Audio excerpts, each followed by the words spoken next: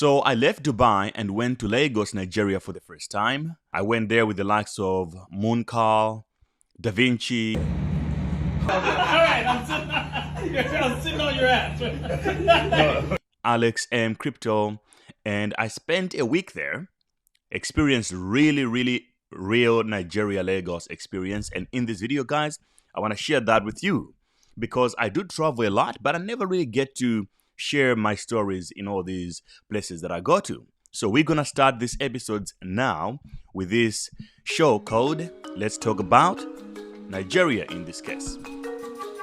And I know when people think of Nigerians, they think of all the bad things, scams and crime and things like that. So I wanted to go actually to the country and get to experience being with Nigerians in Nigeria. And I went there and checked it out myself. It was kind of like a dreamland because everything that you might expect because of what you hear in the media falls down the window because it's not like that. When you get to Nigeria, they're some of the most helpful and most polite people. And if you're watching my YouTube channel for the first time, they call me GreyBTC or Grey to the B to the T to the C or the Watcher. I'm about to hit 200,000 subscribers, so I would appreciate it if you help me get to that goal by destroying that subscribe button. It's free. And also destroy the like button. Let's get 1,000 likes in this video. That would be kill game, okay? So let's start with why the hell was I going to Lagos at all? Why did I leave Dubai and go to Lagos? So I received a text message the other day from Franklin from Boundless Pay. He was like, hey, Grey, we're hosting a great event in Lagos called Blockchain Vibes and would like you to come over and speak there. I was like, I was just thinking about leaving Dubai because it got extremely hot. I was like, oh, maybe I'll go somewhere in Europe or I'll go in Thailand or something. And then I saw this message. I was like, oh yeah, look, this is, to me, I don't have to even think about it. Lagos, yeah, let's go. And I decided to go because I also have a really good, huge Nigerian following. And at Crypto University, we have a lot of people from Nigeria. The event was on the 9th and we were supposed to be there on the 8th. And I decided to go there on the 3rd before I just go for the event and come out without really having the time to check out the real experience of Lagos. So I went there and it started at Dubai Airport. I got at the Dubai Airport where you're supposed to fly from Lagos, from the terminal. Bro, it was insane. I got there and I didn't know that you need to sign a form to enter Nigeria. I mean, I had my visa done, I had everything done. But at the airport, there's this guy always following me around. And obviously I knew what he wanted. He wanted money, but he wasn't asking directly for it. So he was trying to find a way to help me. So he asked me, oh, do you have a form, man? I'm like, a form? What do you mean a form? He's like, oh, you need this form. Otherwise, you're going to be delayed and then you might not get into the flight. So he showed me where to get the form. And I went to the website. He was like, oh, let me just give me your passport. Let me sign it out for you. And then so that you can just go and focus on checking in your bags. I'm like, oh, man, I'll do it myself. So I did it myself, but this guy was still standing there. And going to the Emirates side of things, to fly Emirates, I didn't know where I was supposed to pay for the extra luggage. And this guy took me to a wrong spot where I needed cash to pay because those guys were not accepting card. And he wanted me to withdraw cash so that I can give him some. So I was like, yo, bro, I told you I'll do this myself. Like, why are you walking around? And then when I realized that, okay, this guy has actually shown me a wrong door to go, I kicked him out. I'm like, yo, bro, like, go. This is now misleading because I could miss the flight simply because you're looking for $10. That's stupid, right? So I left and then I figured it out myself, jumped onto the flight. It was awesome, the living experience. And then I go to the airport, right? Go to the airport and realize that everything that people say about the extortion and corruption at the airport is real. So look, I applied for my visa already. I paid for it. I thought you just arrive at the airport and the immigration are going to give you a stamp, but that was not the case. I was directed to another room where I was supposed to now collect the e-visa stamp, right? You know, the e-visa is one thing. They have to stick it into your passport. And this guy asked me that, oh, where is your printed form of the visa? But I know that I don't need it because somebody who went there told me already. However, the other guy, there was another younger guy who didn't like it. And he just said that, oh no, it's fine, man, I can help you. Then he did everything, printed the visa and stick it into my passport. And I went by the stamping office. The guy looked at me, he's asking, where are you going? What are you doing here? And he looked at my passport, he put me on the side. Then I asked him, I'm like, yo, guys, I've already wasted 45 minutes here. Like, what's the problem? You know, what do I need to show you? Am I missing something? He realized that it might cause some commotion and he didn't want that. He just decided to ask me, how many days you want to stay here? I'm like, yo, 1 week is okay. He's like, okay, we're going to give you 30 days. And now, as I was going out the airport, I met a guy who is a security guy. He saw me carrying 2 big bags. He put me on the side. He's like, yo, what are you doing here? What do you have there? I'm like, yo, bro, it's just my clothes and some of my camera gear and stuff like that. He's like, open those bags. I'm like, okay. I opened them up.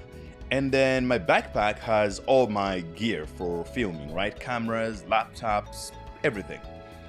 And he saw that. He's like, my man, this is a big problem.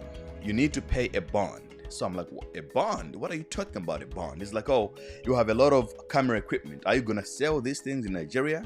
I'm like, no, I'm not selling anything. This is my stuff. He's like, oh, you have a lot of them. So you need to pay a bond when you come to Nigeria. I'm like, is this a tax or a custom? It's like, just Google it, you'll see. So I went to Google, checked it out and find bond. And I found the definition of the bond, but still doesn't make sense. Like, in what context am I supposed to pay the bond in Nigeria? It doesn't say that at the airport I need to pay any of this. And like, okay, so what you need to do, you're gonna have to go to the bank. I'll direct you this way to the bank. You need to pay the bond and get the documents from there and come back. But oh my gosh, today is Sunday, so the banks are closed, so I don't know what we're gonna do now. So I'm like, oh, so you're saying that I should pay for something, but then at the same time you're saying that I can't pay because the banks is closed. He's like, oh, but you just have to do something maybe. I'm like, what do you want me to do? What is the protocol? If you tell me the protocol, I'll do it. If you say I should go to the bank now and pay, I'll go and pay. I knew that it was a guy trying to extort me, and I was prepared to not pay anybody at the airport because I don't like to encourage corruption by paying some petty stuff like this, right? He asked his friend, hey, do you think this man needs a bond? And the guy came and looked at my bag. He's like, this guy doesn't need it. He can go. So yes, you can get away from not paying anybody in Lagos at the airport. They will try to extort you. You just have to stick to your guns. As long as you have all your documentation, you're not going to have any problems. Now, after entering Lagos, I realized that in Nigeria, there is Uber, but there is no Uber Black. So you realize that, oh, you actually need your own driver. So you get around that by getting your own private driver to drive you around. You know, it's not really that expensive, but it's very annoying that you have to call someone and they have to wait for you wherever you go and things like that. But it is good for security also because sometimes you need someone to be there with you, especially if you're new. I know you guys know that, when you're in Nigeria, a lot of people take on security and all that. I wanted to challenge this, so I was not doing the security thing all the time. I was just trying to be normal. I mean, look at me. You wouldn't know that I'm not Nigerian when I'm there anyway, unless something crazy happens. So I was trying to just really live a normal life until I leave. But obviously, ended up doing the whole security thing, especially when the other guys came and joined. Da Vinci and Alex and Carl came through. We were doing the whole security thing when going in and out of the hotel. Another thing about Lagos is traffic. So you do hear a lot about, Nigeria and traffic is hectic. I thought it's just like, yeah, I've seen bad traffic before everywhere I go, right? In Nigeria is next level. So shout out to my man, Crypto Lord. On my second day in Lagos, he came to my hotel and decided to take me out for a ride to show me around a little bit. And I was supposed to get my local outfit for the event because I wanted to dress up in some local outfit. So we drove from one place in Lagos, which is Victoria, the posh area, and Victoria Island, to drive to mainland because Lagos is split into these two areas, right? We drove from there, and it's a 30-kilometer drive to go to where we were going, but it took us 5 hours to move. I was like, oh my gosh, I've never seen traffic like this. Like, there was a point where we literally just stopped in the car and just chat and talk about other things, and we're not even going anywhere for 30 minutes almost. I was like, okay, I've never seen traffic like this before. And definitely when it comes to one of the most dense traffic I've ever seen, Lagos tops my list when it comes to that. So you have to really time your movements really well when you're there.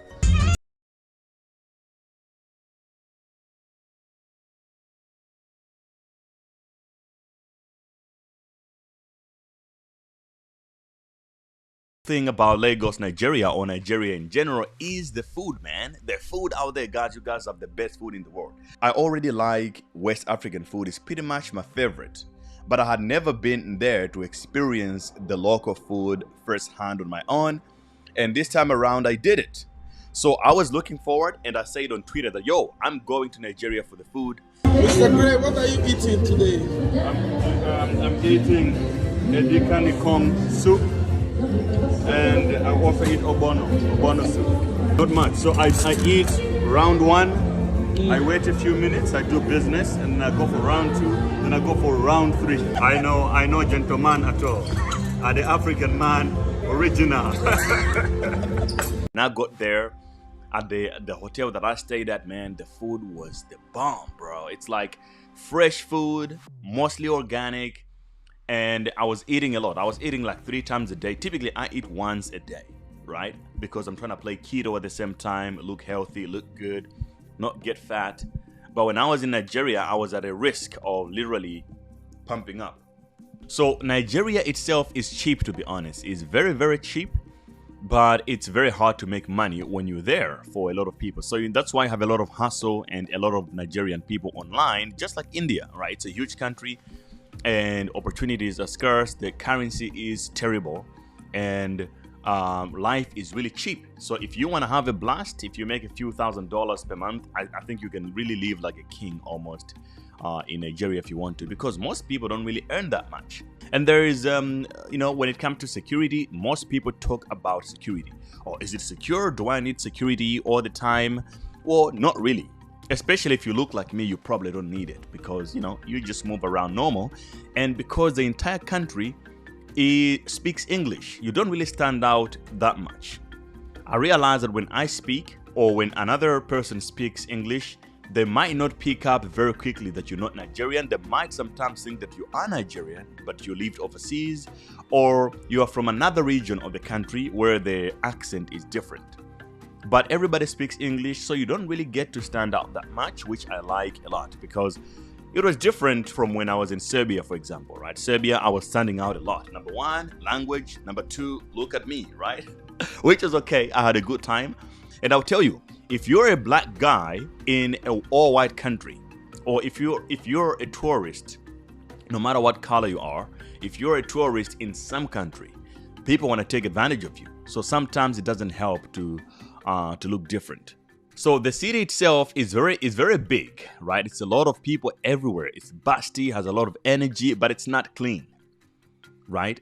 So that's one thing that you just have to prepare yourself. However, odd enough, the people are some of the most cleanest people I've ever seen. So when you go to Nigeria, the place in Lagos, some places might look shit, but like you see that everybody looks good, man. It's like everybody's clean, well trimmed, or they have nice hair, or somehow they know how to take care of themselves and look clean. Even the guys that were selling, they were selling small things in the marketplaces, like the odd guys, man.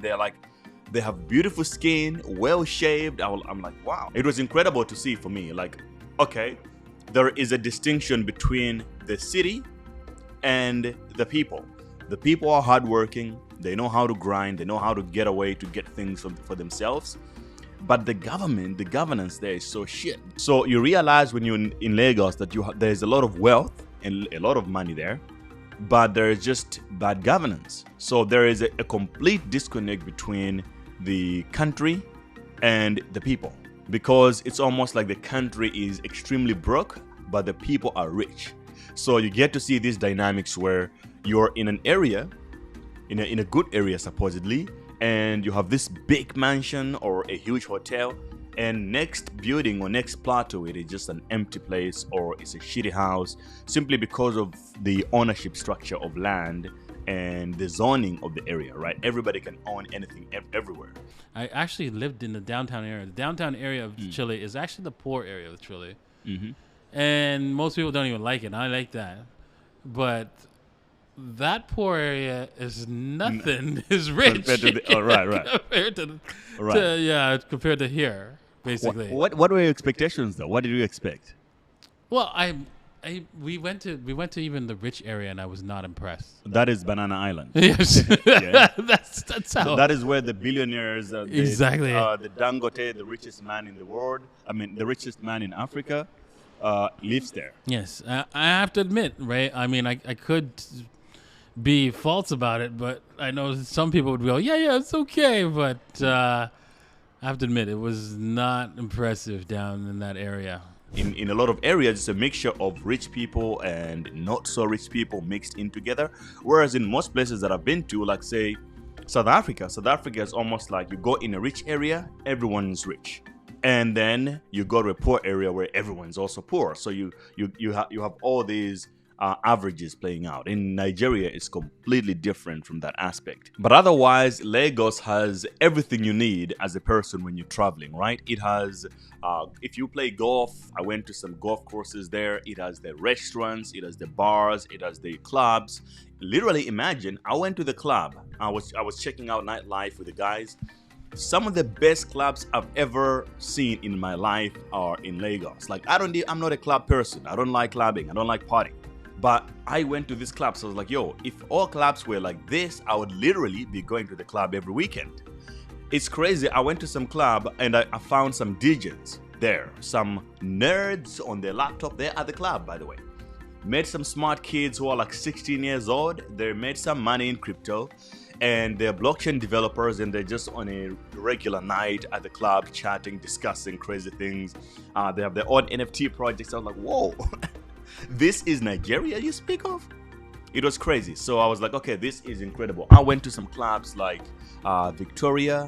I went to another club called The Library. It has a lot of books in it. It doesn't even feel like you're in the club. I felt like sleeping there. Hey guys, welcome to Lagos, Nigeria. Apparently I'm in a club. Yeah, this is the club with beautiful books. The background. Yes, sir. Nice. It's huge. Beautiful lighting. I don't even know what to say. I can actually go around and show you guys. I can literally sleep here on a good night, you know. I will lead So this is the market penetration. the only thing I didn't like about Nigeria is one thing. I didn't like the tribalism. It's a very tribalist country. You literally feel it when you're there, based on how many times people make references of their tribe or another tribe, or in comparison of tribes. If somebody do something, they say that, oh, he's this and that or this and that. I was like, oh my gosh, please save me from this. I didn't like that part. But otherwise, experience was great. I understand where a lot of my Nigerian where your hustle and bustle comes from. Now I get it. Nigeria is tough. Police brutality there, it's real as well for young people. So it's one of those countries where they expect young people to be broke. Actually, somebody told me that, oh, the way you look, when the police see you, are more likely going to stop you. So apparently, being young and looking good in Nigeria is a problem by law enforcement. It is a trigger for a guy who makes money illegally on the internet or something like that. Especially if you have local hair. This is what the guys told me. I mean, if you have natural hair, if you have a lot of hair like braids and things like that, they're more likely going to think that you're a Yahoo boy, which is incredible. So I had an incredible meetup with the Crypto University community there. It was incredible. And a lot of those guys look really good and clean. They're like, oh, we just stay in the house, man. We don't really go out much because the police stop us. A lot of guys are doing P2P, NFTs, or some of these crazy things on in crypto. So it was incredible to meet everyone. Thank you guys for watching this video. Destroy the subscribe button. Help me hit 1,000 likes in this video. Let's do it. And I'll see you in the next video. And remember, I recorded a bunch of podcasts in Nigeria with Da Vinci, M Crypto, Mooncarl. So make sure you check it out. Link to my podcast is on survival skills. By the way, I'm giving out a 3-day trip to Dubai to my Survivor Skills podcast subscribers. So make sure you subscribe to the channel, and I'll see you guys in the moon as always. Peace out.